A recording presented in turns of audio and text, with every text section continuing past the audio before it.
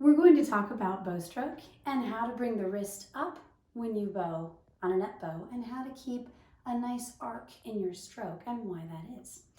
So we're going to set to the D string. We're going to put cupcake fingers here at the bow because we don't need left hand today.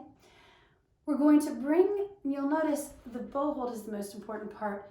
In order for the bow hold to remain steady, the wrist, it needs to remain steady all the way back to the wrist. And that means the wrist needs to come in when you're at the frog and when you're at the tip. In order for that wrist to stay straight with your fingers, you'll notice that it juts out from your arm to the elbow here. So bringing it in and out. There's something else that happens when we do that. So I'm going to do it on a tone stroke and let's see if you can see it. When I bring this wrist out, my bow is not completely straight anymore. I've pushed it forward just a little bit. Now I've brought my wrist in and brought that tip forward just a little bit. And it makes a rainbow arc, or a little smile. So it goes like this. Now, not quite to that extent, I'm exaggerating, but this is the stroke you want to be working on with tone strokes. Now, when you have a smaller bow stroke, like Mississippi Stop Stop, that arc is more pronounced.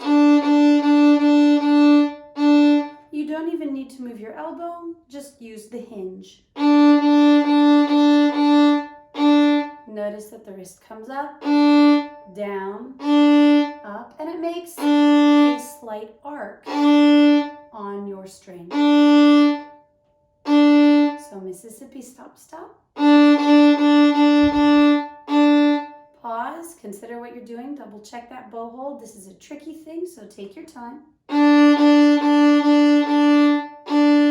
But this will keep your bow stroke straighter than trying to bow straight, and it accommodates the curve of the string.